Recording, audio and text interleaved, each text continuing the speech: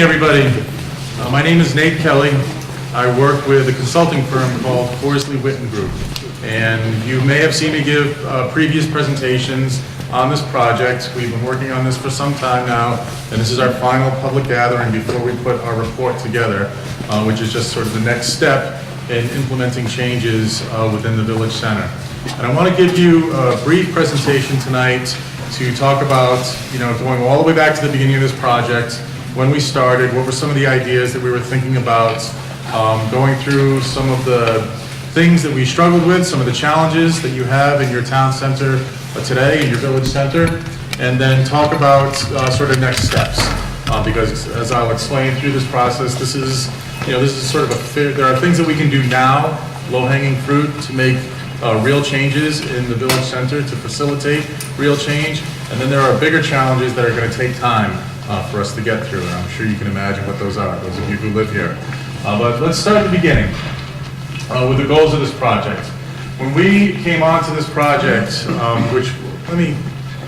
introductions, sorry. Paul DiGiuseppe, your town planner here, was a major partner in this project moving forward. Jeremy Lake from Union Studio Architects and Community Planners, Joanne Harris from McMahon Transportation, and Krista Moravec in the back, my colleague from Horsley Witten. We were the team of professionals who worked on this. This was funded through a grant from the state, from the Executive Office of Energy and Environmental Affairs, and your regional planning agency, SERPED, also helped us, particularly looking at some of the technical issues around traffic. Goals of the project. So we wanted to create some opportunities for different transportation options. Can anybody guess what the number one mode of transportation through this area is? Of course, it is the car. Tens of thousands of them going through this area every day. At peak times, commuters getting from point A to point B, trying to move through a fairly tight area during the morning and during the evening. You have school traffic as well, and then just everyday residences and the students at the college. There's a lot going on in a really tight area, and a lot of automobile traffic, making that challenging. Yes, sir. Do you know how many cars are traveling 123 nowadays on an average day? I was going to say about 22,000. 23, I think. Okay. Yeah. Okay. So that's quite a few. That's pretty busy. We wanted to think about how the area looks.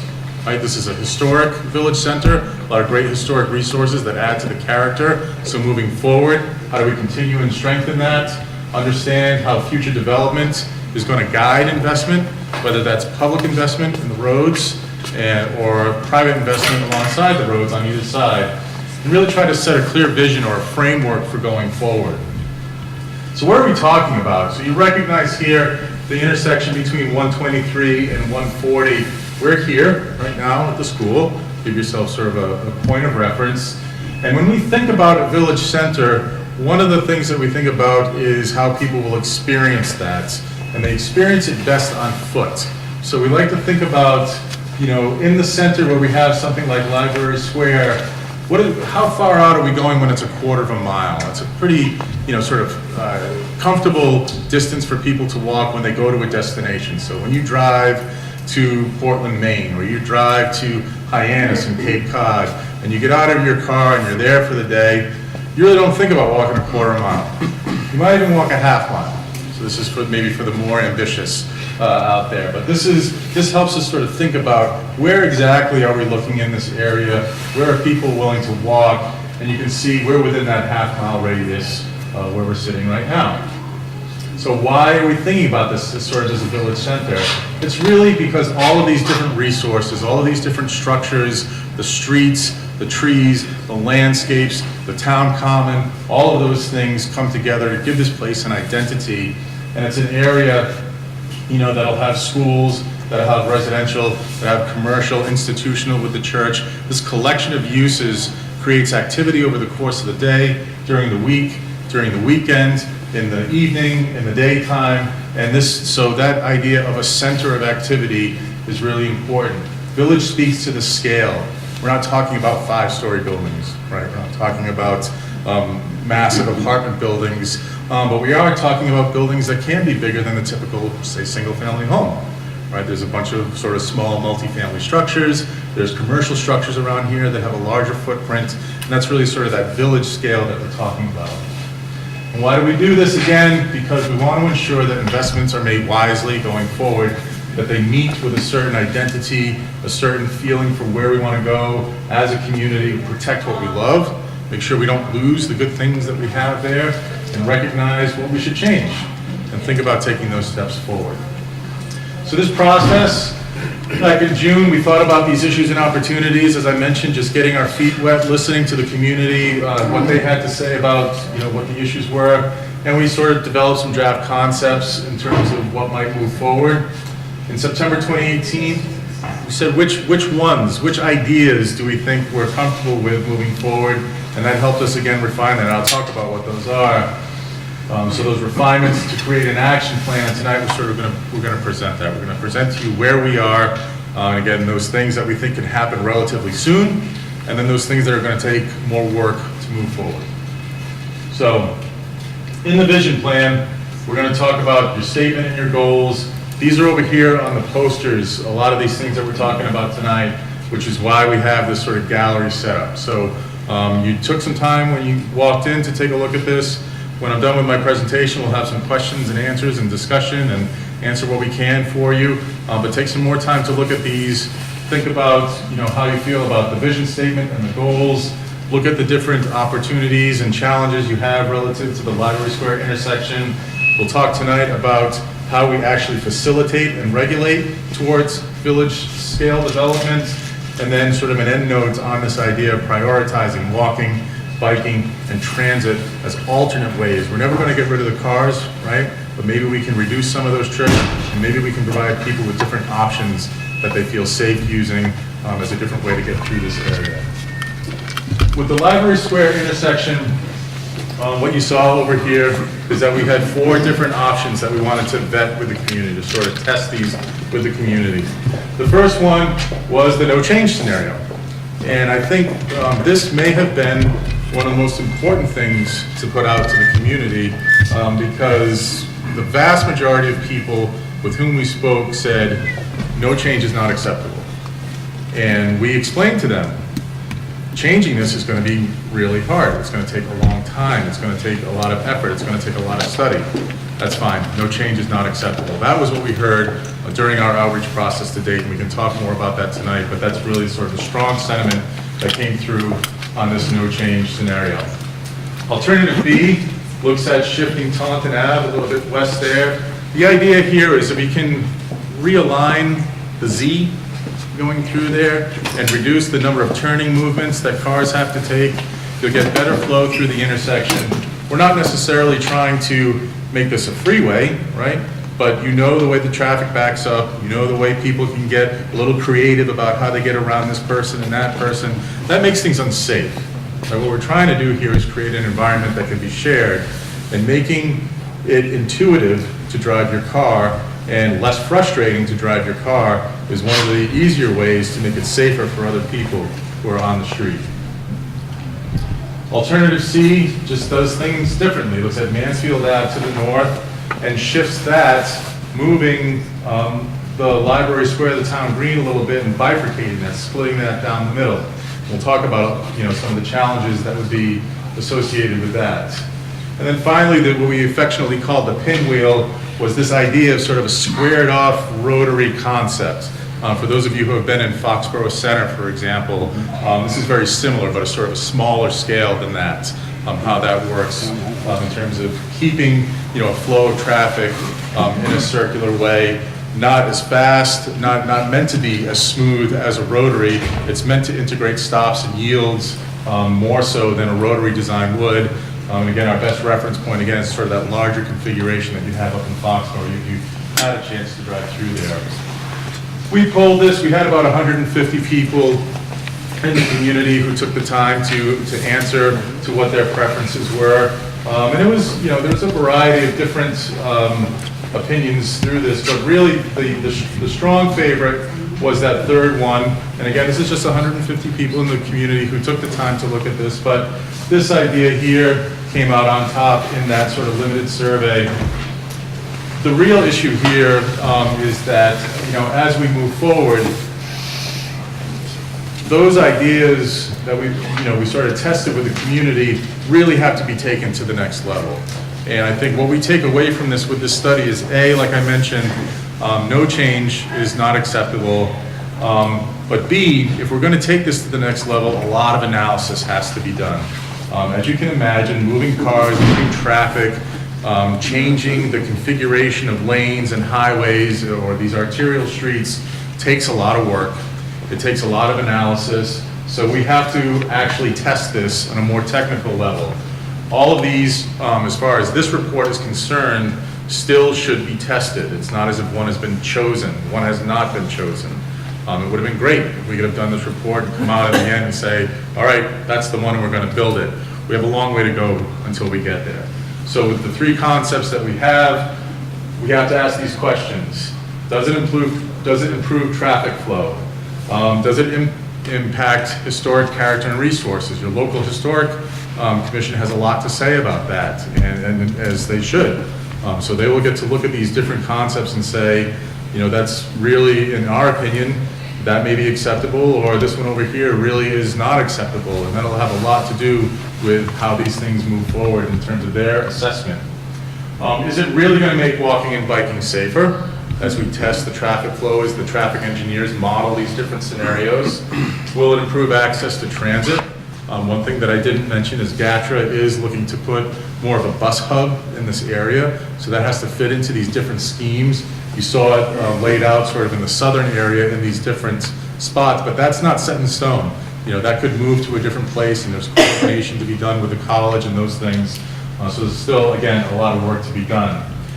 We looked at development potential too. We weren't just thinking about the cars moving through and the pedestrians and the bicyclists, which was also very important, but if moving some of those lanes opened up some land to be developed, well, that's a potential opportunity as well. So you could add some interesting, beautiful buildings or park area to the village center and increase your tax base, maybe provide some other place for somebody to live, lots of different opportunities.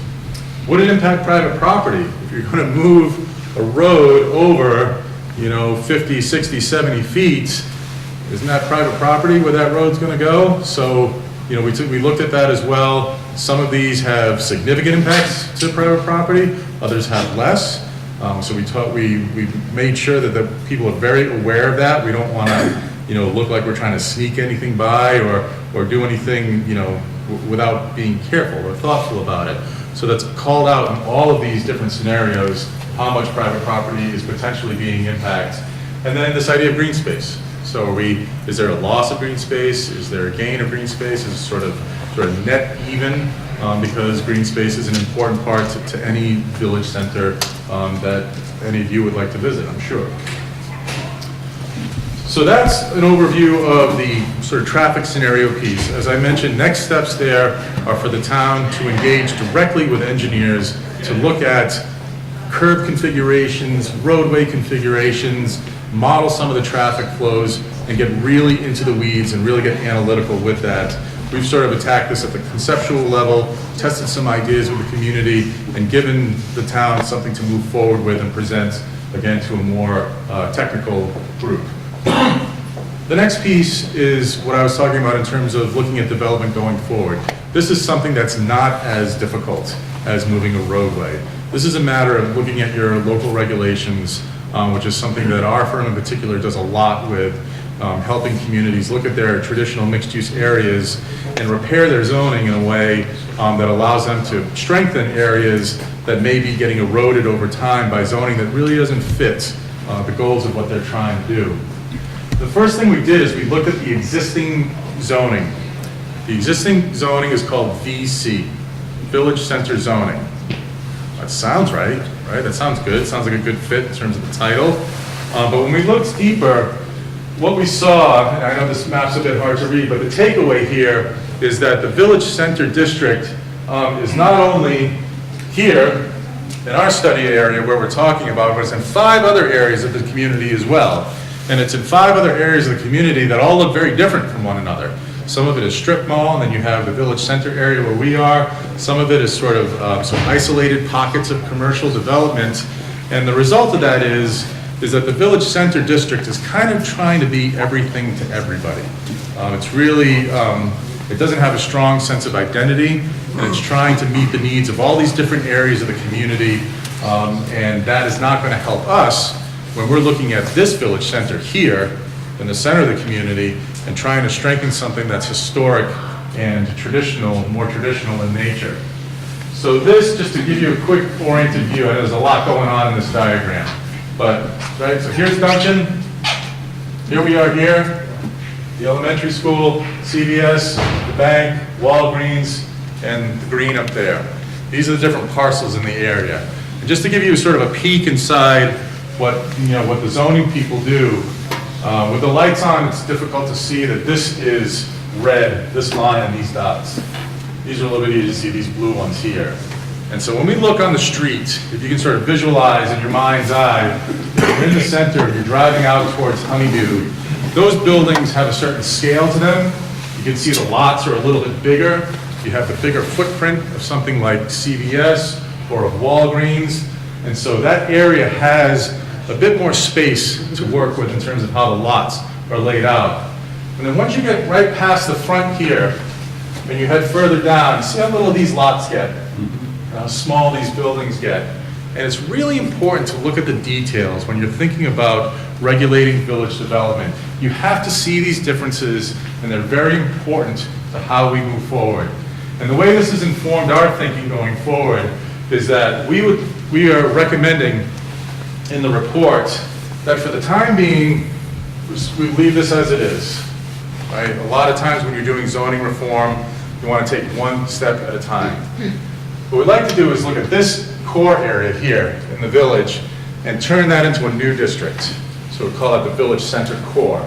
And so that's no longer going to be part of this Village Center district that's trying to be everything to everyone. It's going to be its own unique zoning district that's going to try to meet its own unique identity and its own needs going forward. So that particular area, what would we do there? What are we going to allow? What kind of uses are we going to allow? One of the things to think about is residential development. What type of residential development could go there? It is very important for folks to realize, even when you're thinking about a high traffic area and all those things, how that's going to work, it does work. Village development relies a lot on having residences who live there, who feed the local economy, who add to the vibrancy, who add to the customer base of the stores that are going to be there. And so these smaller scales that you see here in terms of duplexes or top of the shop housing, these are a couple of shots from downtown Easton. If you folks have gone out there to eat at the farmer's daughter or whatever, that type of scale with those 2-story, 2.5-story buildings, traditional architecture is really the type of thing that could add a lot to this particular area. So in terms of a use, that's something that we want to make sure that's explicitly identified and allowed in the area. Again, the VC list is trying to be everything to everybody.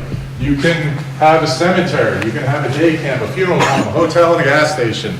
Those are the things we're going to strip out. And so again, we sort of narrow our focus here and look at commercial development that really is more conducive to that type of retail, restaurant, office experience that you have on the ground now. So keep those going, allow those businesses to continue, but think about maybe integrating those in with some residential development or just tighter patterns. And what I mean by tighter patterns is this idea of dimensional requirements. When you look at dimensional requirements, that's how far you're going to set back from the sides, right? Your front yard, your side yard, your backyard. How tall can you be? These are in every zoning regulation, sort of sets the basic configuration of how things work. Today, what the dimensional regulations say is we want a big front yard, feel free to put parking in there. We want a big side yard and a big backyard too. So what you've done is you've consumed a lot of the developable land. You've set aside, you've sort of pushed the developer to build far more parking than he or she needs to meet the needs of that particular business. And you sort of set up these single-story buildings that have no connection to one another. You can't drive across the property boundaries. You can't walk across the property boundaries. This is what happens with these. So what we want to do is this idea of lot coverage. We don't need to limit the lot coverage. There may be lots in the future that never get built, that become a parking resource for the whole entire village center. There may be lots that get built 50, 75% and rely on those others for parking resources. Let the market and the developers and the need and what works play out on the ground. No need to have that. The lot sizes don't fit. Currently, 18,000 square feet as a minimum. Most of the lots don't meet that already. So you've got issues of conformity. You have to see what's on the ground and at least respect that going forward and make it easier for folks to move forward. And then there's this other standard that you have in your zoning today that says, well, if I want to put a store on the ground and I want to put two residences above, two apartments above, then my lot has to get a little bit bigger. If I want to put three, then my lot has to get a little bit bigger, and four, and so on. So what you're doing is you're detaching people from one another. You're detaching buildings from one another, and you're getting away from that idea that properties connect and feed off one another, and people can easily move from one space to another. Frontage. We talked about the front yard, and the idea that if you require a particular developer to put a 60-foot setback in the front, say, okay, that looks like a good place for parking. Right, that makes sense. We're going to change that. This may be the most important element of regulating village development, in my opinion, is this idea of frontage area. It's where the front of the building connects to the street. When you're going to Portsmouth, when you're going to Newburyport, when you're going to Northampton, when you go to Hyannis, when you go to Chatham, and you walk down the street, you always have the opportunity to look and see what the store is right there. It's sort of, they're advertising right on the street. You can see in the windows, and if you like, you can walk right in the door. You don't have to worry about getting clipped by a car as you're headed towards the door. You have that opportunity to look and move on, or look and go in. And that is because of this frontage area. So being very particular about where this building sets and what the different situations may be. If you have a lot of sidewalk, there's a lot that you can do with it. If you only have a little bit of sidewalk, then there's standards for that as well. So if the sidewalk is 8 feet or if it's 25 feet, there are different ways to deal with that. And we will give developers, property owners, guidance on how to maintain, again, that connection between the front door and where people are standing on the side of the street. Absolutely critical to the success and maintaining the traditional fabric of the village center. Parking requirements. Historically, parking requirements have been the death knell for traditional village centers. They were built before cars, first of all, so there's that challenge. But even as you got into the early 20th century when there were cars before World War II, they still worked. Even today, they still work, where they don't have to deal with onerous parking requirements. Parking requirements usually work like this. They'll say, they will say, oh, you have a retail use. So for every 1,000 square feet of retail use, we want 5 parking spaces. That's sort of a typical standard. Well, guess what that means? That means that your parking lot is going to be twice the footprint of your single-story retail use on that lot. And so that's how things get spread out, that's how they get surrounded by asphalt, and that's how that village fabric deteriorates over time, having to deal with providing for these parking requirements. So what have people been doing that works in other communities? A lot of them will consider eliminating minimum parking altogether. They know that a lot of businesses will still provide parking. They know that if the people who propose residential use, they need to have parking to market those areas, but they put it in the hands of the property owners. They let the market drive this, and they say to the property owner, feel free to maximize the building space, tax space, on your property, and tell us what you think you need for parking. If it's 0, tell us how you're going to find parking elsewhere, that's fine. If it's 10 spaces, explain to us how that works. If it's 25 spaces, explain to us how that works. But leave it to the property owners to decide. Let them optimize. Let them build out as much as they think their parking can serve. Loading requirements, again, this is something that came around with the shopping malls. This came around with the big grocery stores. Those places need loading.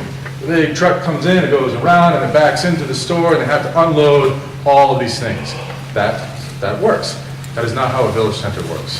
The village center, if they have a parking lot, the truck shows up at 7 in the morning before they open. The prep cook is there at the restaurant, they open the door, they bring everything, and they go off, and that's how that happens. So all of these operations, again, in village centers all over New England, do not have loading facilities, and they don't have loading requirements. And another thing to consider is maybe even maximum parking allowances to avoid, some of those. It's not that you don't want national chains. They can be a great anchor. They're a reliable business, right? But a lot of the national chains will build, for Black Friday. And they want everyone on Black Friday to be guaranteed a parking space. Well, what that means for the rest of the year is lots of asphalt that's never occupied. And one way to deal with that is to maybe consider some maximum parking space caps on what people can provide. Signage, really what we're getting to here, low-hanging fruit, is just make signs for people. Don't make signs for motorists. Again, this is just sort of in that village core area. Here's a classic difference where a great, national chain anchor, CVS, it's going to provide a great amenity for people. It's going to be busy. People rely on it, but they know that given the opportunity, they may put in a sign for motorists as opposed to a sign for people.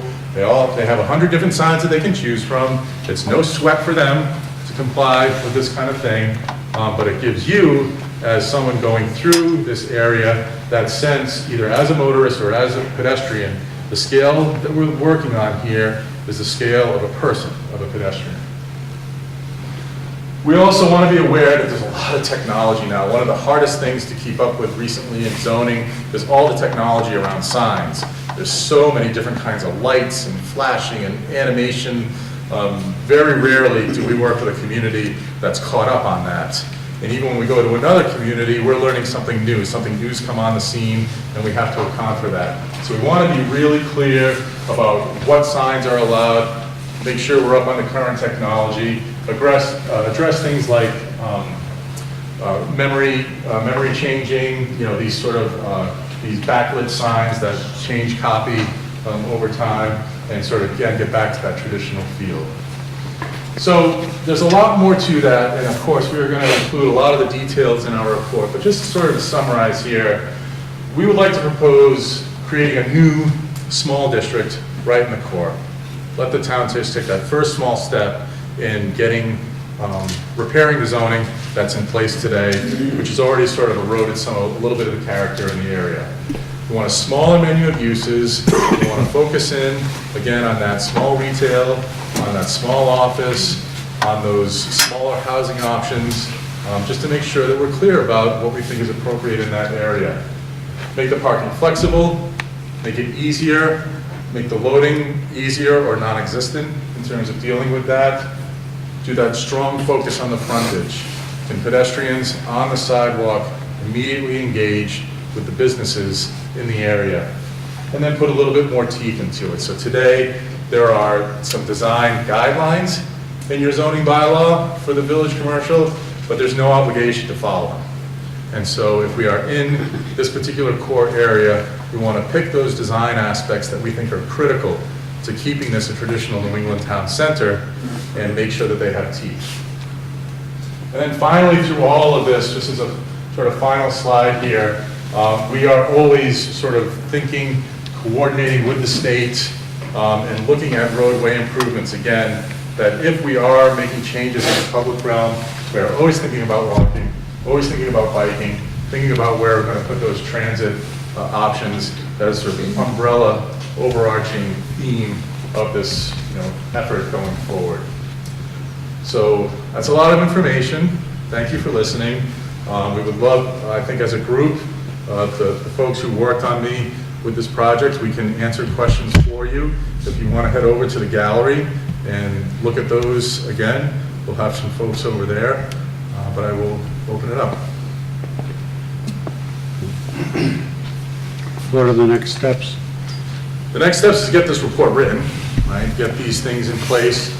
So part of this report, for example, is going to have some very specific sample language on a lot of those zoning pieces. And then the town will take that and they're going to craft an article for consideration. So they will move forward to the planning board with an article for a new village center, village core district. So that could be something that ends up in an upcoming town meeting. That can take time, because there should be some outreach, but usually that takes about a year, sort of from front to back, to get that language in shape and to get it ready for town meetings. So that's one next step. So this report will be primarily on the quarter-mile village core. Yeah, that is, I mean, I think from, Regardless of- certainly from the perspective of zoning, it is much more focused. Okay, because we were looking at a full mile out. Yep, and we started big, and over the course of this public process, that focus came in, and we felt like the way we could really affect some change in the short term is to narrow our focus. Because we were looking at 140, and of course Norton's a jewel that's being ignored, the reservoir. Right? You know, that, I think that's a very critical, very, very critical area that could easily get ruined if it isn't properly in a village context view. So you think that area might benefit from some of the same regulation? Yes, Okay. yes. I mean, last thing we want to see is a 7-Eleven. Right. You know, we don't need any more, like you say, those one-off buildings or small strip malls. Right. We're trying to create a connection with the village center along 140 and that historic district on 140. I think it's a no-brainer connection, especially if you develop the reservoir end of it into an entertainment / place people want to go to and visit. Other folks, yes, sir. May I have 2 minutes of the meeting's time? My name's Dan Pearson. I've been a resident since 1969. And I was considering, at this time that we're reconsidering the town center, that our town doesn't have a motto. The benefit of a motto is that it gives us more gravitas. And I thought, well, what if we had something that was in line with our town? Our town, of course, the most important part of the town is Wheaton College, and the rest of the town is great too. I don't work for Wheaton College, I should say, nor am I representing it. But anyway, Boston, the Commonwealth of Massachusetts, and Taunton all have mottos. We don't have a motto. I thought of the English word acumen, which comes from a Latin root that is spelled the same way, and can simultaneously mean both a point, as in a lance, or it can mean intellectual sharpness, the Latin. And so the suggested motto would include both town and gown, and it would be acumina prae acuta. This is something I checked with a professor of classics at Wheaton, Joel Rellahan, helped me out on this. And the motto would mean well-honed intellects or lances sharpened to the point.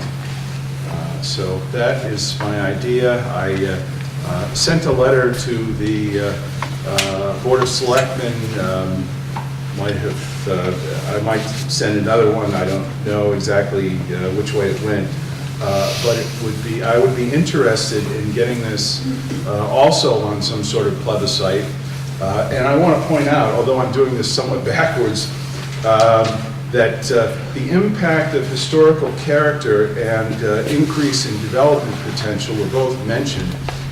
If you came westward through town, you notice the sign. It's a wonderful sign that said, "Welcome to Norton, Incorporated 1711." We could also potentially put a town motto there, and as I say, increase the gravitas. The other thing, just quickly, is I thought it might be nice to have a sort of a speaker's corner. This is pie in the sky. Also, if we're going to do this in the center of town. So if anyone has any questions, I probably have as many questions as everyone else. Thank you, Mayor. Well, it certainly wasn't part of our scope to brand the town, but I think going to selectmen with that is the right way to start. Yes, ma'am. I just have a couple of comments. The survey that was done as we exited town meeting, Yes. that was very confusing. And I would question the results of that survey. Would anybody else agree with that? That's one point. The other point is, what is the number of people attending the congregational church? I do not know the answer to And that. I think it's very, very low. It's minimal. And I love that building. I love coming up to it. Beautiful. But is it viable? It's historic. I know it's historic, yeah, I love it. But, History's important. yeah, Could potentially be repurposed. Sounds Okay. good. Wouldn't be the first traditional New England church that could be reused as something else. and the other thing, we just have gone through all kinds of renovations to the Library Square Common. Yes. Who paid for that? And why didn't we wait till this was decided before we did that? Somebody could answer that better than I. It's a lot of donations. Yes. Yes. The revitalization of town common. Yes. So where is that funding That was, from? 60,000 came from the town, the rest was raised in donations. Process is almost done, it's about 80% complete. We are looking at finishing it early this spring. In my opinion, you're looking at 10 years before you even see any kind of intersection improvement. We followed the guidelines of the Historic District Commission, restored the common to where it was back 150 years ago, so. Yep. We didn't take into any consideration any of these new changes that are happening because, to be honest with you, we started that before this was all started. And so this all came after we started the improvements. Yeah, it is important to note that if any of these, or some variation of any of these major improvements would come to pass, I mean, that's definitely a 10-year timeline minimally. You know, to get through, you know, the next set, again, is the testing, which is a lot of pre-engineering, pre-design, traffic modeling, to see if any of these are viable. And then, if something is viable and it gets chosen, it gets put on the state transportation improvement list, that has several years added onto it. So, you know, again, as I mentioned earlier, one of the reasons why I thought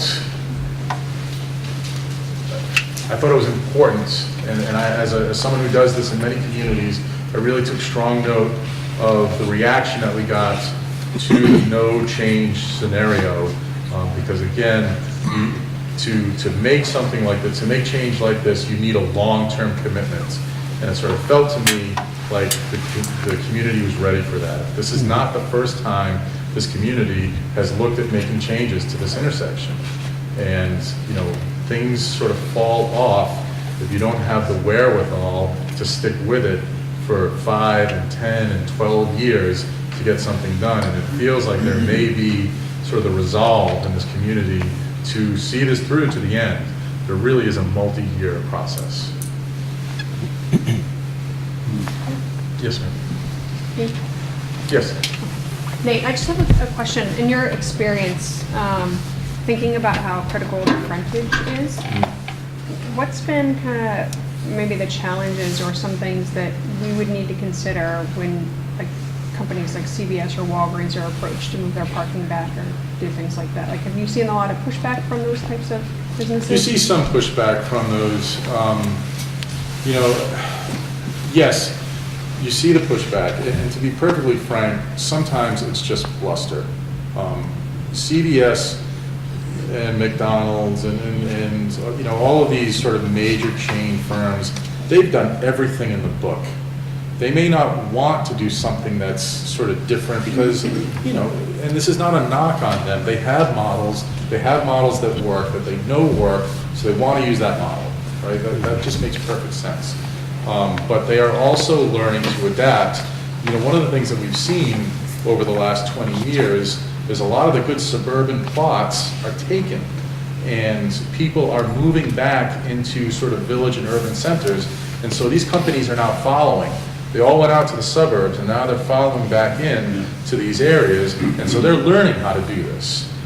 So some chains are fantastic, and they will inhabit any space. Subway will go anywhere. They will go in an old bank, they'll go in an old trailer, an old diner, they don't care.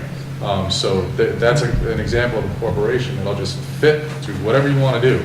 And then there are other places, and CVS does resist because they have a model that they like. But if the areas, there's so much resources behind these companies, and they're so smart and they're so sharp. If they know that and they do know before they put a shovel in the ground, they know how much money they're going to make. And if that's a good number, they'll develop the way you want them to. The new Dunkin' is a good example of that, right? Yep. Here in town, Yeah, so, yes, sir. Well, that's like when I asked you about how many cars on 123, it's like 20,000, right? I mean, demographics, it's a pretty good place, to put a store if they're looking to sell product, And I look at it and I say, how much land is actually viable for development? Historic district, college area, when you break it down, how much could be changed? And with the idea of 10 years from now, changing roads, I mean, an acre and a half. In terms of how much land is undeveloped, I think is what Could you're be saying? changed into something. Well, there's a lot of land, there's very little land that's undeveloped.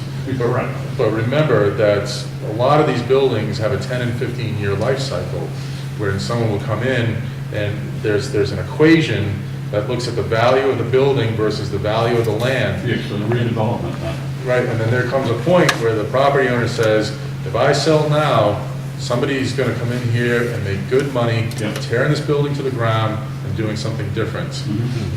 Part of the, sometimes when communities get a little frustrated is because, like I said, you could have this new zoning on the books in 18 months. And then everybody gets excited, and then you sort of wait, right? Because we got the zoning, we had all this discussion, and we got on the books, and we all voted at town meeting, let's go. And then you have to wait. It takes a little time. One of the things I didn't mention in my presentation is that there's sewer infrastructure going in down the road in the district where we have. That's sort of like the third piece of the puzzle. It's like the zoning has to work, the infrastructure needs to be there, and then you need to have the private investment that follows. So you're really in a good point in history to make this happen, and I do think that you would see activity fairly soon after you get a zoning change in place. So basically, at this point, you're planting the seed to move forward. And if you get the groundswell behind, then chances are at some point you'll even get to change the road. Yes, Yeah. definitely. In the back there, sir. Yeah, what's the difference between your pinwheel design and, let's say, a true rotary? Is there any benefit of the pinwheel over the rotary, or is it one of the same? The intended benefit is if you have a rotary and the circulation is steady all the time, then this idea of walking and biking sort of falls away. So the idea with kind of the squared off pinwheel is that you still have a lot of stopping action for the automobiles and places for crossing. So it's a modified concept. It's a little bit outside the box, but that's the critical difference, is that you're going to have more of a walking and biking opportunity in that pinwheel that we showed than you would in a traditional sort of constant motion rotary. Less So traffic. with a rotary, you get more traffic flow, probably, I would Yeah. imagine, than you would. It's better for the cars, Yeah. but that's not really the Well, goal. there's a stop sign at every, My point is, I'm Part a of the- retired truck driver. Tractor trailer trucks that ain't always a good deal. No, it's. You got 2 lanes of cars coming here, but if the tractor trailer's gotta make his right-hand turn, he's gotta take up 2 lanes, and the cars don't like And that's that. where the engineering comes in, absolutely. No, you're absolutely right. Yes, ma'am. Just one more question. So if we think about the core and we think about people coming there, right? If you build it, they will come. You didn't talk much about parking other than for the companies that are there. So have you guys considered, or what are the plans for some sort of like general public parking? There's been nothing identified, because again, there isn't really an obvious candidate for a municipal land holding to do that. in an ideal situation, and what you do see a lot, is that the private property owners figure it out. There are plenty of communities who have taken hold of a parcel because the opportunity has arisen. We're working in the town of Shrewsbury, for example, right now. They have it's a little bit more built up, but they have a very similar town center, what you have, and they're fortunate enough that they're about to sell off a school right in the area. So that's going to give them a parking resource that's going to fit that's going to serve the village. It's not going to serve everybody, it's not going to provide enough, but it is a small amount of public parking that will take them forward. But again, let it evolve over time. As the need arises, we keep saying, I know it doesn't provide a lot of certainty, but in planning, we believe in this, that there's a lot of things that you sort of leave people to figure out. You can't button up everything. You can't predict everything. So put the framework in place and let people figure it out. Yeah, I was just gonna say, like the fellow talking about the tractor trailers, Today, they talk about roundabouts, and roundabouts seem to be the big craze, It would be terrible in a district like this, and at the same time, pretty much that common would be the same thing, trying to get around it, Well, my sense, that's where. Yeah, but again, very, very auto-oriented. Jeremy? I was only going to add to the question about parking, that another great option that you see in a lot of historic village centers is on-street parking. And at the moment, the challenge is that most of these roads are state roads, and the state doesn't necessarily think about things like on-street parking. But I think as this moves forward, whatever solution is proposed, it would be great to push the state to allow for on-street parking. Because it's a good flexible solution that helps slow down cars. So again, it's another one of the opportunities that's out there, and I think that would be a great fit for the If you look at, if you could convince the state it was viable. if you look at 140, CVS, Walgreens, all that area, if they lose a little bit of frontage, you could put in angled parking on one side of 140, which would attract pedestrian people to just pull in and hit all the pedestrian shops that they would have along there. Also, the land behind the historic homes on the corner there, I believe was town land or whatever. And part of the big scheme we did at the first or second meeting was in connecting 140 to Reservoir through the back. Right. And having a common public parking space there for the pedestrian areas. I saw that very attractive. When I'm thinking of a village concept, I'm thinking of Rockport, Chatham, and for anybody who's been there, the first thing you do is you have to search for a parking place. And then you get out of your car and you walk. But in this situation, we also have two main roads that cross in the center of town, 140 and 123. That's how you get through Norton. That doesn't seem to fit in with that. Right, and that's one of the reasons why, again, you start small.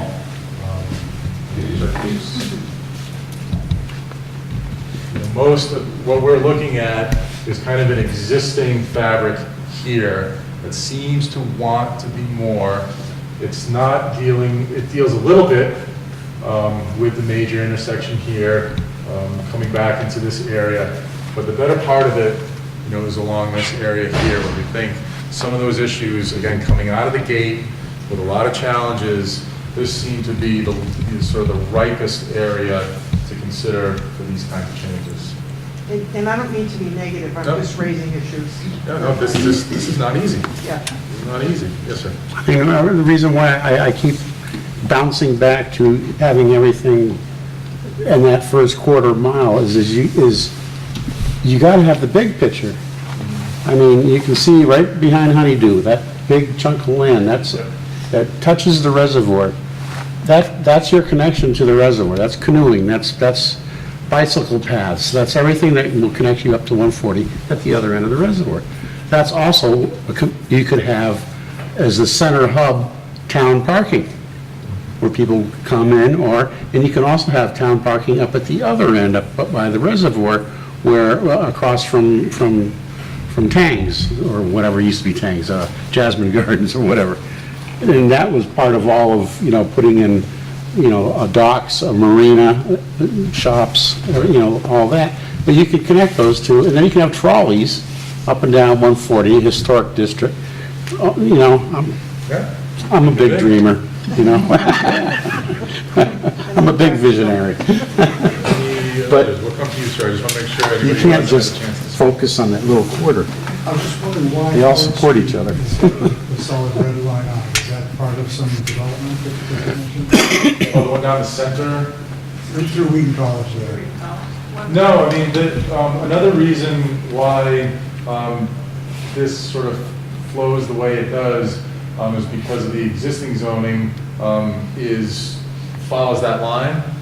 So if it's a cleaner sort of, it's a cleaner retrofit to the existing zoning to place it in there, and it's not going to mess with pre-existing non-conforming. It gets legal and kind of dicey. But that was the reason to sort of have this lower half contiguous together. I mean, we have, the thing we want to also consider here is, as we look at those places over there, you'll notice there are some potential new redevelopment opportunities if changes happen in the roadway alignment. So if we get across Taunton Avenue here, we make sure we capture that with the new zoning.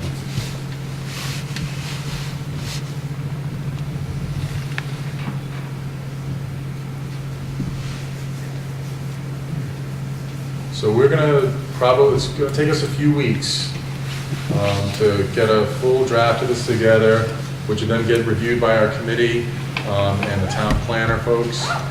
Then it won't be long after that to finalize it, so that'll get out to the community. It'll be on our website. So it'll be on our website, and we will, we hope you get an opportunity to read it. Again, before you leave, please feel free to look at the boards one more time. We'll be hanging around and we can talk with you and answer any other questions. But thanks for taking an hour out of your day and come and see us tonight.